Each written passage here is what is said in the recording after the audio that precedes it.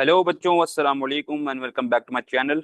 मैं हूं इंजीनियर उस्मान खान और आपको पढ़ाऊंगा आज एटॉमिक रेडियस। तो क्लास 10 केमिस्ट्री न्यू बुक पढ़ रहे हैं हम। चैप्टर नंबर 8 है और लेक्चर नंबर हमारा है, चौथा लेक्चर है बिल्कुल। अब ये जो लेक्चर टॉपिक नंबर 8.4 है ना, वो है variation of periodic properties in periods and group. अब हमने चार डिफरेंट प्रॉपर्टीज पढ़नी है।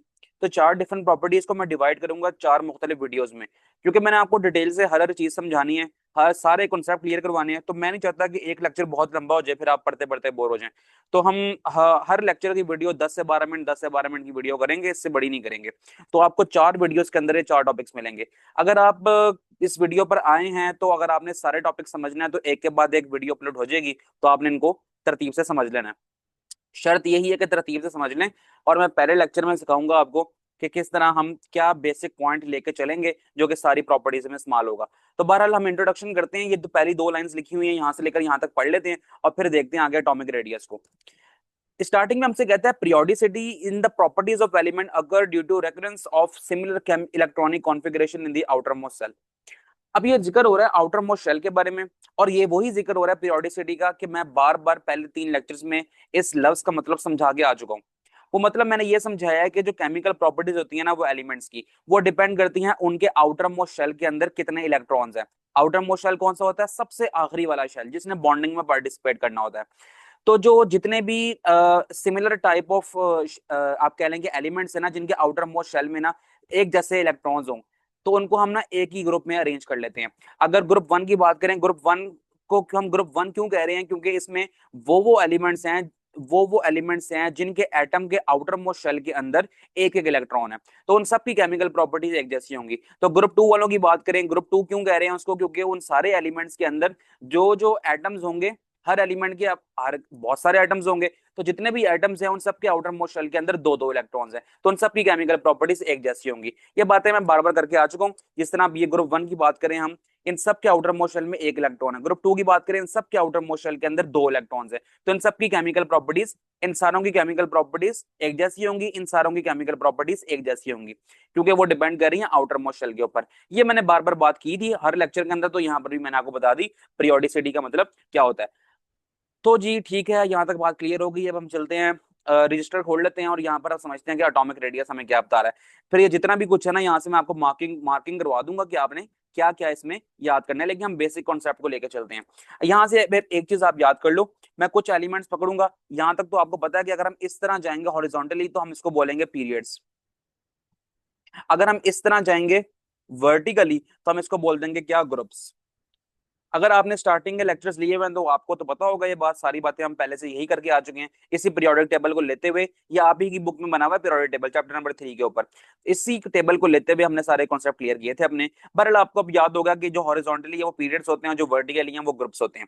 अब मैं इन्हीं के ना कुछ कुछ एलिमेंट्स पकड़ूंगा और ना फिर हम समझते जाएंगे कि एटॉमिक रेडियस क्या होता है और एटॉमिक रेडियस का ट्रेंड क्या होता है। सबसे पहले ना आपने यहाँ पर ये देखना है, पहले काम करता हूं मैं कि जो एटॉमिक रेडियस की जो डेफिनेशन है ना पहले वो करवा लेता हूं, फिर उसके बाद ग्रुप्स और पीरियड्स में इसका ट्रेंड क्या होता है तो फिर उसको भी हम डिस्कस कर लेंगे। कहता है कि जो है ना, the electron cloud of an atom has no definite limit. Electron cloud जो एटम का है ना उसकी डेफिनेट लिमिट नहीं है। अब आपने ये नहीं समझना कि एटम्स के जो शेल्स है ना वो प्रॉपर ऑर्बिट की फॉर्म में है, ठीक है, ये सर्कुलर ऑर्बिट की फॉर्म में है। आपने इस तरह नहीं समझना, क्योंकि ये जो शेल्स होते हैं ना वो एक थ्री डायमेंशनली अरेंज होते हैं अपने आप के अंदर ही ना। तो वो आप इस तरह समझ लें कि अगर एक न्यूक्लियस है ना, ये सेंटर में न्यूक्लियस है, तो इलेक्ट्रॉन इस तरह ना क्लाउड्स की फॉर्म में बादल बना के फिर रहे होंगे, ठीक है, इस तरह फिर रहे होंगे। इसको बोलते हैं इलेक्ट्रॉन क्राउड। आ गई बात समझ? ये बिल्कुल सर्कुलर ऑर्बिट नहीं होता, बल्कि क्लाउड की फॉर्मेशन होती है कि इलेक्ट्रॉन्स जो है ना झुमकट्टा सा लगाया हुआ होता है, क्लस्टर सा बनाया हुआ होता है न्यूक्लियस के इर्द गिर्द। तो इलेक्ट्रॉन क्लाउड ये होता है। तो वो कहते हैं हम electron cloud of an atom has no definite limit. Electron cloud जो एटम की है ना वो उसकी डेफिनेट लिमिट नहीं है। क्यों नहीं है? क्योंकि हम ये बता ही नहीं सकते कि हमारा इलेक्ट्रॉन जो है ना इस टाइम किस जगह पर होगा। The size of an atom can not be defined exactly. इसी तरह हम एटम का साइज देखो, इस तरह का क्लाउड बना होगा, क्लस्टर बना होगा, तो हम साइज किस तरह मेजर करेंगे एटम का? तो वो भी इस तरह मुश्किल हो जाएगा हमारे लिए। However it is possible to measure the radius of an atom when it is bounded to an identical atom. जब कोई एटम अपने ही जैसे किसी और एटम के साथ बॉन्ड बना के बैठा हुआ होगा ना, तो उस टाइम हम उसका रेडियस मेजर कर सकते हैं। तो एटम का साइज तो हम मेजर नहीं कर सकते क्योंकि उसके इलेक्ट्रॉन्स क्लाउड्स की फॉर्म में होते हैं। तो हम क्या करते हैं कि जब एक एटम अपने ही जैसे किसी और एटम के साथ बॉन्ड बना के बैठा हुआ होगा, तो हम फिर उसका एटम का रेडियस मालूम कर लेंगे। अब आपको पता है कि रेडियस क्या चीज है, मैथ में आप पढ़ के आ चुके हैं कि हम एक अगर एक फिगर लें, सर्कुलर स्फेरिकल सर्कुलर आप कह लें फिगर लें, उसके सेंटर पॉइंट से उसके सरकमफेरेंस तक, बाउंड्री को क्या कहते हैं, सरकमफेरेंस, सेंटर पॉइंट से सरकमफेरेंस तक जो फासला होगा ना उसको हम बोल देंगे रेडियस। ठीक है, आप इस सेंटर पॉइंट से यहां चले जाएं, दोबारा बना लेता हूं, सेंटर पॉइंट से आप यहां चले जाएं, या फिर आप सेंटर पॉइंट से ना यहां चले जाएं, या फिर आप सेंटर पॉइंट से ना यहां चले जाएं, तो अगर सेंटर पॉइंट से लेकर सरकमफेरेंस तक अगर हम जाएं तो उसको हम बोलते हैं रेडियस। तो ये रेडियस मालूम हम कर सकते हैं। ठीक है, अभी तक ले लिए आपने ये बात समझ ली है। अब कहता है कि अगर हमने एक रेडियस फाइंड करना है ना आइडेंटिकल एटम्स का, तो क्या होगा कि कार्बन और कार्बन आपस में बॉन्ड बना के बैठे हुए होंगे। किस तरह बॉन्ड बनाएंगे, ये कार्बन का एटम है और ये दूसरा कार्बन का एटम है, तो हम क्या करेंगे, इसका रेडियस एक एटम का और अगले एटम का एक रेडियस, ये मिला लेंगे, तो दो रेडियस इकट्ठे जो है ना हमें पता लग जाएंगे। फिर हम इस पूरे के पूरे रेडियस को ना, दो रेडियस हो गए ना, एक रेडियस एक एटम का, एक रेडियस दूसरे एटम का, इन दोनों रेडियस को इकट्ठा करके पढ़ लेंगे और देख लेंगे कि इसकी वैल्यू क्या आई है। तो फिर हम उसको हाफ कर लेंगे और फिर कह देंगे कि एक एटम का जो रेडियस है ना वो इतना है। जैसे कि कहता है कि कार्बन की अगर बात करें ना, एक एटम का रेडियस और दूसरे एटम का रेडियस, दोनों मिला के बनते हैं 154 पीएम। अब ये पीएम यूनिट है जिसका नाम होता है पिकोमीटर, और पिकोमीटर बराबर होता है 10⁻⁻12 मीटर के। तो कहता है अगर इस पूरे का जो रेडियस आएगा ना, दो एटम्स के जो रेडियस होंगे, यानी कि दो रेडियस 2r, वो हो जाएंगे 154 पीएम। अगर हमने फिर एक का निकालना हो तो क्या करेंगे, 154 को डिवाइड बाय 2 कर देंगे, तो हमारा आंसर आ जाएगा 77 पीएम। तो हम कहेंगे कि पहले वाले का भी 77 रेडियस है और दूसरे वाले का भी 77 रेडियस है, किसमें, पिकोमीटर के अंदर, पीएम के अंदर। तो ये होगी एटॉमिक रेडियस की डेफिनेशन। मैं अभी बताऊंगा आपको कि आपने याद क्या करना है इसमें से। अब हम चलते हैं इसका variation of atomic radius in periods, और आगे पढ़ेंगे variation of atomic radius in groups. Trend पढ़ेंगे ग्रुप्स में, पीरियड्स में क्या है, एटॉमिक रेडियस किस तरह वेरी करता है, वो सारा कुछ हम समझ लेंगे। अब यहां से मैं आता हूं दोबारा पीरियोडिक टेबल के ऊपर। तो यहां पर मैंने बताया था कि अगर हम इस तरह जाएंगे तो ये होते हैं पीरियड्स, और इस तरह अगर हम आएंगे तो ये होते हैं ग्रुप्स। अब हम पीरियड्स में से हम ना ये वाली चीज पकड़ लेते हैं, ठीक है, यहां से पीरियड नंबर 2 पकड़ लेते हैं, पीरियड नंबर 2, और हम पहला वाला जो ग्रुप है ना, पहला ग्रुप, इसको पकड़ लेते हैं। कुछ कुछ मेंबर्स लेंगे इसके, कुछ कुछ मेंबर्स लेंगे, उसकी इलेक्ट्रॉनिक कॉन्फ़िगरेशन करेंगे और समझेंगे कि एटॉमिक रेडियस यानी कि एटम का ओवरऑल साइज किस तरह वो वेरी करता है, कि अगर हम लेफ्ट से राइट मूव करें एटम्स में, या फिर हम टॉप से बॉटम मूव करें एटम्स में।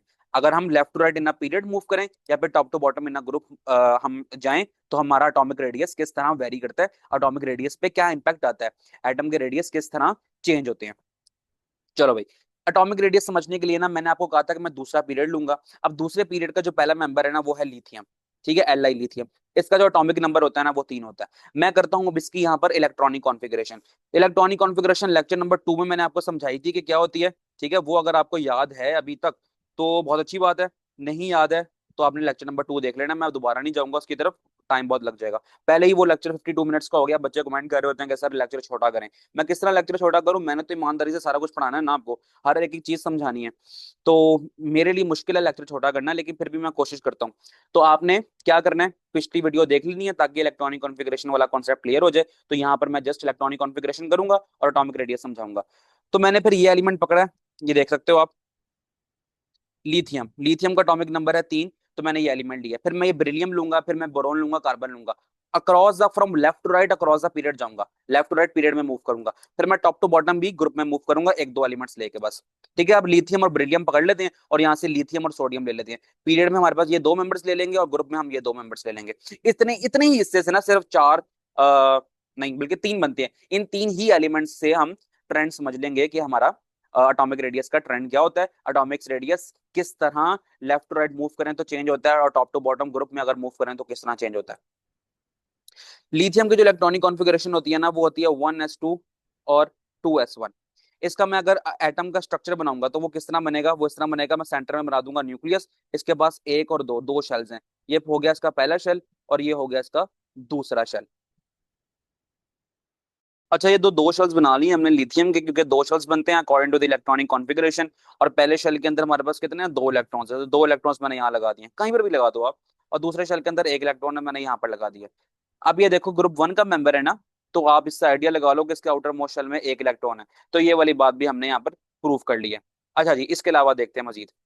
अगर हम चलते हैं नेक्स्ट की तरफ, यहाँ से मैंने पकड़ा है क्या, एक सेकंड, चलो भाई, यहाँ से मैंने लिया है लिथियम, अब मैं अगर डाउन द ग्रुप जाऊंगा तो मैं यहाँ पर सोडियम ले लेता हूँ Na। सोडियम का जो एटॉमिक नंबर होता है ना वो होता है 11।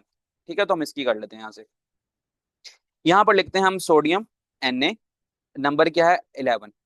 इलेक्ट्रॉनिक कॉन्फ़िगरेशन होगी 1s2, 2s2, गंदा हो गया, दोबारा कर लेते हैं, 2s2, 2p6 और 3s1। तो यहाँ पर नंबर ऑफ शेल्स कितने बनेंगे, आखिरी कितने हैं, 3 है, तो 3 बन जाएंगे। यहाँ बनाऊंगा मैं न्यूक्लियस, या बनाऊंगा मैं पहला शेल, फिर बनाऊंगा मैं दूसरा शेल, और फिर बनाऊंगा मैं तीसरा शेल। ठीक है। अब यहाँ पर इलेक्ट्रॉन्स अरेंज करने हैं, पहले के अंदर कितने, 2 इलेक्ट्रॉन्स, दूसरे के अंदर कितने, 2s वाले और 6p वाले, 3 4 5 6 7 8 हो गए। और ये इसके अंदर कितने, तीसरे शेल के अंदर 1 इलेक्ट्रॉन, ये 1 लगा दिया मैंने। ठीक है, मैं ज्यादा नहीं करता इलेक्ट्रॉनिक कॉन्फ़िगरेशन, बस डाउन द ग्रुप मैंने ना यहाँ लिख देता हूँ कि down the group, down the group मैंने 2 एलिमेंट्स लिए हैं, कौन से, लिथियम और सोडियम। अब मैं अक्रॉस द पीरियड लूंगा, किस तरह लूंगा, left to right, left to right लेते हैं हम अक्रॉस द पीरियड, कौन से वाले, यहाँ से देखो लिथियम, फिर आएगी बारी बेरिलियम की। इस तरह मैंने डाउन द ग्रुप 2 लिए ना, लिथियम और सोडियम। अब मैं अक्रॉस द पीरियड लिथियम और बेरिलियम ले लेता हूँ। तो लिथियम की तो इलेक्ट्रॉनिक कॉन्फ़िगरेशन मैंने कर लिया, बेरिलियम की कर लेते हैं। बेरिलियम के हमारे पास नंबर है 4, तो हम लिखते हैं यहाँ पर बेरिलियम जिसका नंबर है 4। ठीक है, बेरिलियम का कितना है, एटॉमिक नंबर 4 है, होगी 1s2, 2s2, बस ठीक है। ये यहाँ पर जो है ना हम कह लेंगे 2 शेल्स हो जाएंगे और 4 इलेक्ट्रॉन डिस्ट्रीब्यूट हो गए, तो इसका बन जाएगा न्यूक्लियस और पहला शेल और फिर दूसरा शेल। और पहले शेल में कितने हैं, 2 इलेक्ट्रॉन्स, 1 और 2 लगा दिए। दूसरे शेल में कितने हैं, 2 इलेक्ट्रॉन्स, 1 और 2 यहाँ पर लगा दिए। ठीक है, यहाँ से अब एक बात आप पहले क्लियर कर लो, जिस तरह हमने पिछले लेक्चर में डिस्कस किया था कि ये जो लिथियम और सोडियम है ना, ये हम जिक्र कर रहे हैं किसका, ग्रुप 1 का। अगर ये ग्रुप 1 में है तो इस बात का प्रूफ क्या है, इस बात का प्रूफ ये है कि इनके आउटर मोस्ट शेल के अंदर 1 इलेक्ट्रॉन होगा। तो लिथियम में भी देख लो आउटर मोस्ट में 1 इलेक्ट्रॉन है, सोडियम में देख लो कि आउटर मोस्ट शेल के अंदर, आउटर मोस्ट शेल कौन सा, आखिरी शेल, उसके अंदर 1 इलेक्ट्रॉन है।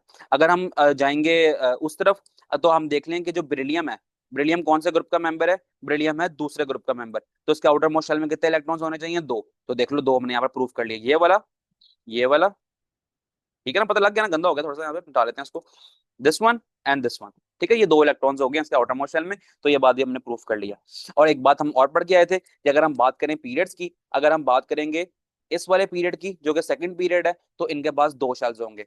अगर हम बात करेंगे थर्ड वाले की तो 2 शेल्स होंगे। तो लिथियम के पास भी 2 होने चाहिए, बेरिलियम के पास भी 2 शेल्स होने चाहिए, और सोडियम के पास 3 शेल्स होने चाहिए, क्योंकि वो तीसरे पीरियड के अंदर है। आप देख लो, लिथियम के पास भी 2 शेल्स हैं, बेरिलियम के पास भी 2 शेल्स हैं, और सोडियम के पास 3 शेल्स हैं, क्योंकि वो तीसरे पीरियड के अंदर है। तो ये ग्रुप्स ऑफ पीरियड्स वाली जो बात थी, जो पिछले लेक्चर में डिस्कस की थी, वो यहाँ से भी हमने प्रूफ कर लिया। अब हम आते हैं मेन बात पे, एटॉमिक रेडियस पे।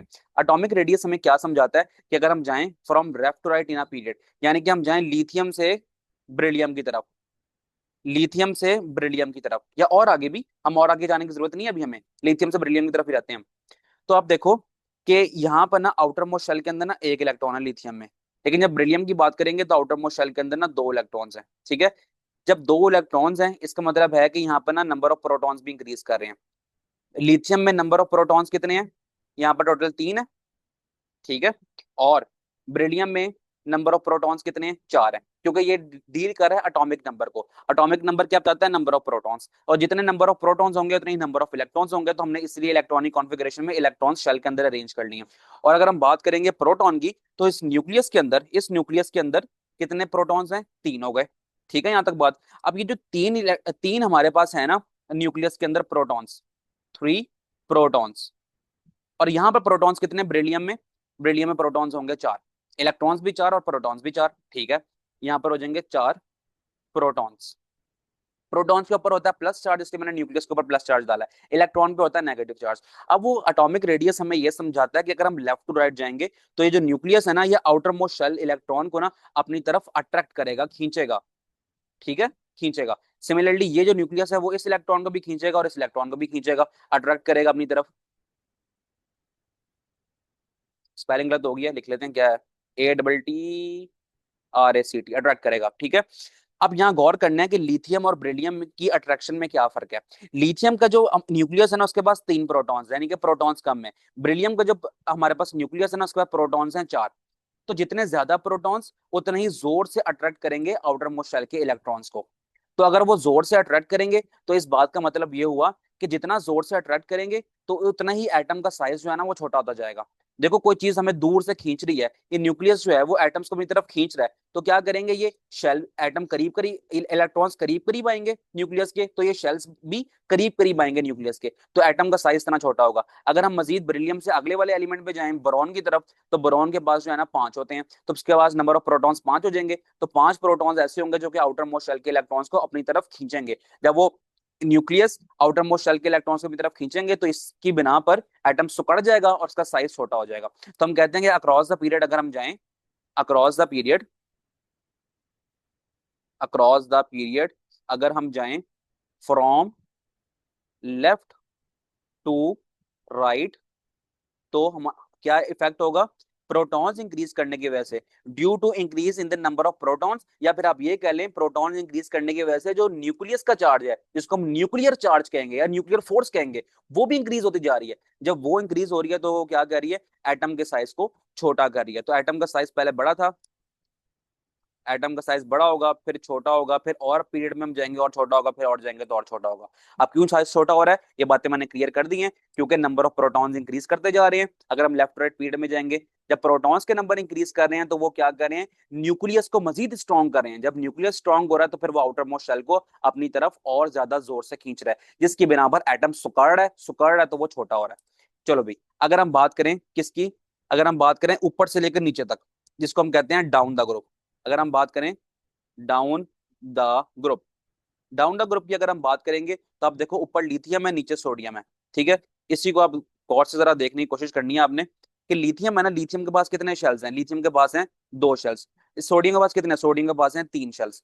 जब शेल्स नंबर इंक्रीज हो रहे हैं तो यही जो आउटर मोस्ट शेल और न्यूक्लियस की जो अट्रैक्शन है ना वो कम से कम होती जा रही है। जितना हम नीचे आते जाएंगे, अगर हम पोटेशियम में जाएंगे तो पोटेशियम जो है ना वो चौथे पीरियड का मेंबर है, ठीक है। देख लो ये जो पोटेशियम है ना 4th पीरियड का मेंबर है, तो इसके पास जो है ना 4 शेल्स हैं। इसका मतलब है कि इसका आउटर मोस्ट शेल का जो इलेक्ट्रॉन है ना वो न्यूक्लियस से मजीद दूर होता गया। तो जितना इलेक्ट्रॉन आउटर मोस्ट शेल से दूर होगा उतनी ही न्यूक्लियस और आउटर मोस्ट शेल की जो अट्रैक्शन होगी वो कम से कम होती जाएगी। तो हम कहते हैं कि अगर हम डाउन द ग्रुप आएंगे तो एटम का साइज बढ़ रहा है। जब एटम का साइज बढ़ रहा है, क्यों बढ़ रहा है, क्योंकि आउटर मोस्ट का इलेक्ट्रॉन, आउटर मोस्ट शेल का इलेक्ट्रॉन और न्यूक्लियस ये दूर दूर हो रहे हैं, साइज बढ़ रहा है, तो फिर नंबर ऑफ शेल्स बढ़ रहे हैं, साइज बढ़ रहा है, जिसकी बिना पर आउटर मोस्ट शेल का जो इलेक्ट्रॉन है ना वो न्यूक्लियस से दूर होता जा रहा है। इसलिए कोई न्यूक्लियस और आउटर मोस्ट शेल के जो इलेक्ट्रॉन है ना उसके पास अट्रैक्शन कम से कम होती जा रही है। तो फिर वो हम कहेंगे कि डाउन द ग्रुप आ रहे हैं, तो फिर इलेक्ट्रॉन जो है ना आसानी से निकल भी सकता है इस तरह। तो वो आयनाइजेशन एनर्जी में डिस्कस कर लेंगे हम इस बात को, ठीक है। हम यहाँ कह सकते हैं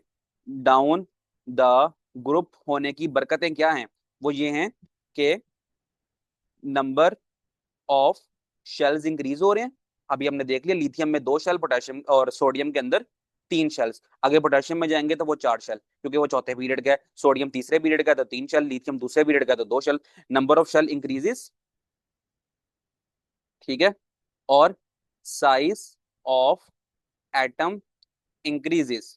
नंबर ऑफ शेल इंक्रीज हो रहे हैं तो एटम का साइज इंक्रीज हो रहा है, और लेस न्यूक्लियर फोर्स, ठीक है। या फिर आप कह लें कि लेस फोर्स ऑफ अट्रैक्शन, ऐसे कह लो कि less force of attraction between nucleus and outer most electron. ठीक होगी ये बात यहां तक। अगर हम डाउन द ग्रुप आ रहे हैं तो एटम का साइज इंक्रीज हो रहा है, तो हम कहेंगे कि एटम का साइज इंक्रीज क्यों हो रहा है, क्योंकि नंबर ऑफ शेल्स इंक्रीज हो रहे हैं। ठीक है, यहाँ तक बात तो आपने ट्रेंड समझ लिया। अगर हम यहाँ से लेफ्ट राइट पीरियड में जा रहे हैं तो एटम का साइज डिक्रीज हो रहा है। अगर हम टॉप टू बॉटम आ रहे हैं तो शेल्स इंक्रीज होने की बिना पर ये क्या हो रहा है, ये हो रहा है कि हमारा एटम का साइज इंक्रीज हो रहा है, तो एटॉमिक रेडियस भी इंक्रीज हो रहा है। पीरियड में आप देख लो, अगर हम लिथियम और बेरिलियम की तरफ जा रहे हैं तो लिथियम के अंदर भी 2 शेल्स हैं, बेरिलियम के अंदर भी 2 शेल्स हैं, ठीक है। तो शेल्स तो इंक्रीज नहीं हो रहे ना, जब शेल्स इंक्रीज नहीं हो रहे तो साइज इंक्रीज नहीं हो रहा। अब हम कह रहे हैं कि साइज इंक्रीज नहीं बल्कि डिक्रीज हो रहा है साइज। अब वो डिक्रीज क्यों हो रहा है, क्योंकि हमारा जो न्यूक्लियस है ना उसके अंदर प्रोटॉन्स नंबर इंक्रीज होते जा रहे हैं। यहाँ पर 3 प्रोटॉन, यहाँ पर 4 प्रोटॉन, प्रोटॉन नंबर इंक्रीज होते जा रहे हैं, जिसकी बिना पर न्यूक्लियर चार्ज स्ट्रांग हो रहा है। तो वो strong nuclear charge outer most shell के जो इलेक्ट्रॉन्स हैं ना उनको अपनी तरफ ज्यादा जोर से खींच पा रहा है। हो गई बात क्लियर। अब हम चलते हैं यहाँ पर। अगर आप पढ़ लें एटॉमिक रेडियस का ट्रेंड इन पीरियड, तो कहता है when we move from left to right in a period the size of atom decreases generally. Atom का साइज डिक्रीज होता है अगर हम लेफ्ट टू राइट जाएं, जिस तरह अभी हम लिथियम ब्रिलियम के एग्जांपल लेके चले थे। It is because as we go from lithium to neon, अगर हम लिथियम से नियॉन की तरफ जाते हैं, पूरा पीरियड क्रॉस कर लेते हैं। In the second period, period number 2 की बात कर रहे थे, मैंने भी वही की थी। We are adding electrons to the outer most shell, outer most shell में इलेक्ट्रॉन्स इंक्रीज हो रहे हैं। The charge on the nucleus also increase, अब न्यूक्लियस का जो चार्ज है वो भी इंक्रीज हो रहा है क्योंकि प्रोटॉन्स इंक्रीज होते जा रहे हैं। This tend to pull the electrons closer to the nucleus and hence the size of an atom decreases। तो वो कहता है कि जितना अगर न्यूक्लियस का साइज इंक्रीज हो रहा है तो फिर वो ज्यादा जोर से आउटर मोस्ट शेल के इलेक्ट्रॉन्स को अपनी तरफ खींच रहा है, जिसकी बिना पर एटम सुकड़ रहा है और एटम का साइज छोटा हो रहा है। अगर हम बात करें ग्रुप में, तो ग्रुप में कहता है the atomic radius of an atom increases from top to bottom, ऊपर से नीचे आएंगे तो एटम का रेडियस इंक्रीज करता जाएगा। इंक्रीज क्यों कर रहा है?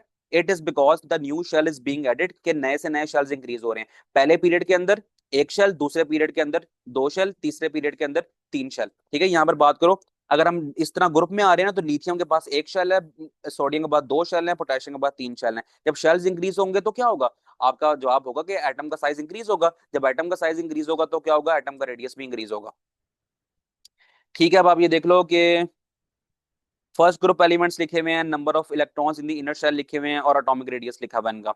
तो फर्स्ट ग्रुप के एलिमेंट्स हैं लिथियम, सोडियम, इनके जो मैंने इलेक्ट्रॉनिक कॉन्फ़िगरेशन करके समझाया भी था आपको। इनर में इलेक्ट्रॉन्स कितने होते हैं? दो होते हैं। टोटल कितने होते हैं? तीन होते हैं। एक आउटर मोस्ट में होता है, इसके भी एक आउटर मोस्ट में, इसके भी एक आउटर मोस्ट में, इसके भी एक आउटर मोस्ट में, इसके भी एक आउटर मोस्ट में। तो ग्रुप 1 के मेंबर हैं तो आउटर मोस्ट शेल में एक एक इलेक्ट्रॉन ही होना है। और अंदर अंदर कितने? अंदर अंदर इतने इलेक्ट्रॉन्स हैं। ठीक है, तो वो कहता है कि एक बात और लिखी हुई है इसमें, कहते हैं देखो ये जो न्यूक्लियस और आउटर मोस्ट का जो इलेक्ट्रॉन है, इसके पास ना अट्रैक्शन कम से कम क्यों होती जा रही है? क्योंकि ये जो अंदर वाले शेल्स के जो इलेक्ट्रॉन्स है ना, अंदर वाले शेल्स के इलेक्ट्रॉन, ये एक शील्ड का काम कर रहे हैं। ये इसकी अट्रैक्शन को मजीद मजीद रोकते जा रहे हैं। जब वो आउटर मोस्ट शेल के इलेक्ट्रॉन तक न्यूक्लियस की अट्रैक्शन पहुंचने ही नहीं दे रहे अंदर वाले इलेक्ट्रॉन्स, तो फिर न्यूक्लियस की और आउटर मोस्ट के इलेक्ट्रॉन्स की जो आपस में एक अट्रैक्शन है ना, वो कम से कम होती जा रही है। ठीक है, ये बात भी स्टैंड पे यहाँ पर लिखी हुई है। तो ये टॉपिक हो गया हमारा क्लियर। पता नहीं कितने लंबी वीडियो हुई होगी ये, मुझे नहीं पता, लेकिन हम एक काम करते हैं यहाँ पर ना, क्वेश्चंस बनाते हैं कि किस तरह के क्वेश्चंस आते हैं पेपर के अंदर। आपने याद करना है इस पूरे क्वेश्चन को इंपॉर्टेंट लॉन्ग क्वेश्चन के तौर पे। ठीक है, ये है इंपॉर्टेंट लॉन्ग क्वेश्चन। अगर शॉर्ट क्वेश्चन में किस तरह आएगा वो भी मैं आपको मार्क करवाता हूँ। अटोमिक रेडियस आपने अगर ना शॉर्ट में करना है ना, तो आपने डेफिनेशन करनी है। डेफिनेशन एंड एग्जाम्पल यहाँ से लेकर यहाँ तक। ठीक है, definition and example. Atomic radius क्या होता है और कोवलेंट रेडियस, या फिर ये भी आ सकती है कि what is covalent radius of carbon atom. ठीक है, और ये एग्जांपल आप कार्बन की दे सकते हो। ये हो गई इसकी डेफिनेशन। और लॉन्ग में लिख रहे हैं तो हम यहाँ पर variation of atomic radius in period डालेंगे, यहाँ से लेकर यहाँ तक पूरा लिखेंगे। इस टेबल को ना करना, जरूरत नहीं है इसको याद करने की। ठीक है, फिर variation of atomic radius in group डालेंगे, यहाँ से लेकर यहाँ तक पूरा लिखेंगे। और फिर इस टेबल को लिखने की जरूरत हमें नहीं है। और जो शॉर्ट क्वेश्चन में किस तरह आएगा, आपको यहाँ पर आ सकता है।